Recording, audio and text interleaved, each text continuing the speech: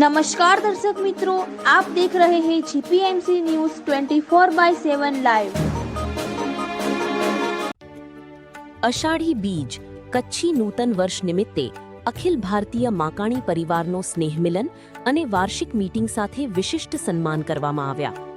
વર્ષોથી કચ્છી પ્રજાઓનું નૂતન વર્ષ અષાઢી બીજ નિમિત્તે દેશ વિદેશ પરદેશમાં રહેતા કચ્છી લોકો પોતાનો વ્યવસાય ધંધા બંધ કરીને કચ્છમાં અચૂક પધારતા હોય છે અને જેને અષાઢી બીજના નૂતન વર્ષ નિમિત્તે એકબીજાને શુભેચ્છા પાઠવતા હોય છે।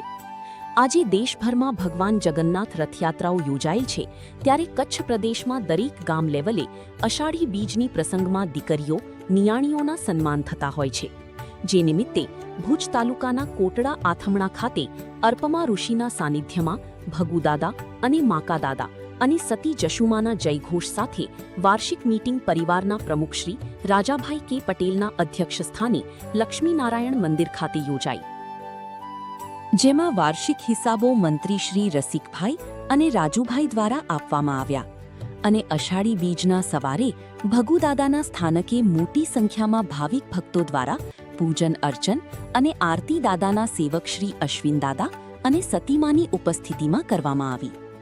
ત્યારબાદ સભાનું કામકાજ કરવામાં આવ્યું, જેમાં સમાજના મકાણી પરિવારના દીકરા દીકરીઓ વિવિધ ક્ષેત્રે કરેલ આશાસ્પદ કામગીરી ધારાબેન અલ્પેશભાઈ માકાણી તેમજ પર્વ મકાણી અને બંસી અરવિંદ માકાણી કે જેઓએ યુએસએમાં કોમર્શિયલ પાયલટમાં નિમણૂક થયેલ છે, જેને અને અન્ય વિવિધ કામગીરીવાળા અને આજના અને ગઈકાલના ભોજનના દાતાઓનું સન્માન કરવામાં આવેલ હતું।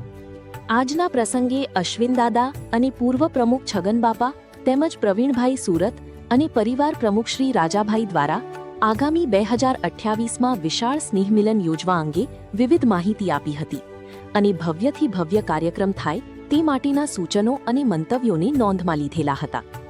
આજરોજ સ્વાગત પ્રવચન ચંદુભાઈ મુંબઈવાળાએ કરેલ અને સમગ્ર કાર્યક્રમનું સંચાલન બિપિનભાઈ વડાલીવાળાએ કરેલ અને આભાર વિધિ રાજુભાઈ અમદાવાદવાળાએ કરી હતી। તમામ પરિવારજનોને ભોજનની સુંદર વ્યવસ્થા કોટડા ગામના સ્વયંસેવકો દ્વારા કરવામાં આવેલ હતી। રિપોર્ટર દિનેશભાઈ પી પટેલ, 4 તાલુકા મંત્રીશ્રી, જીપીએમસી ન્યૂઝ 24/7 લાઈવ।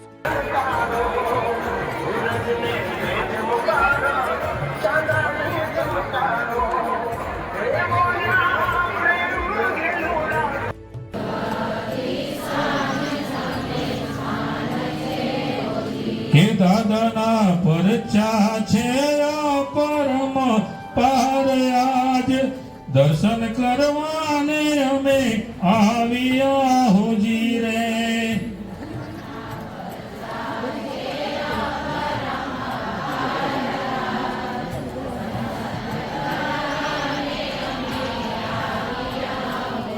હે દાદા જમણે સતી જસુદનના બેસણા હોજી રે।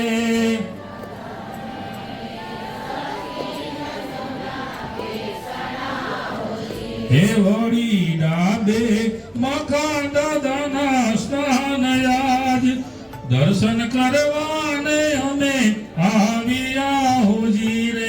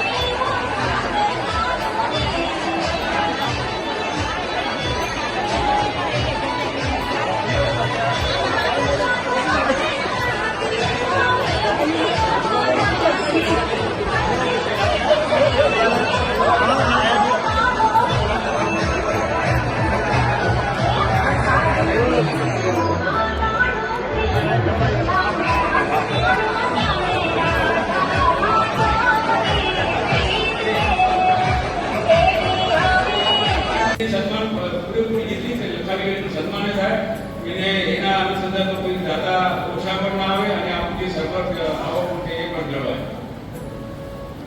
સાથે સાથે આના માટે એક જનરલ મીટિંગ બોલાવી અને જનરલ મીટિંગમાં આ વાત રાખવા છે. આપણે એકલા વાતો કરીને જનરલ મીટિંગના અમે અત્યાર સુધી જોયા પછી આપણે જ્યારે જનરલ મીટિંગમાં બેઠા ત્યારે એક ભાઈ આપણા લેવલનો બહુ બોલતો હતો એટલે બાજુના એમ થાય કે હું પણ કાંઈક લખાવું તો એ ના લખાવું તો પણ જનરલ મીટિંગનું જેમ આપણે કહીએ ચાદર એક હોય તો આપણને વાઇબ્રેશન આવે. આપણે પેલા કહેતા હતા 5 લોકો બેઠા કે એટલામાં ખુરશી નથી રાખી કે ખરેખર બહુ સારી બાબત છે. તમારા વિચાર એક સાથે પડી જાય. બાજુ બેઠો તો એક દાદા 5 લખાવતો તો બીજાની કેપેસિટી 5 કે તો પણ 5 લખાવે, 2 લખાવવાની કોશિશ ના કરે. આ એક ગ્રુપમાં બની શકે.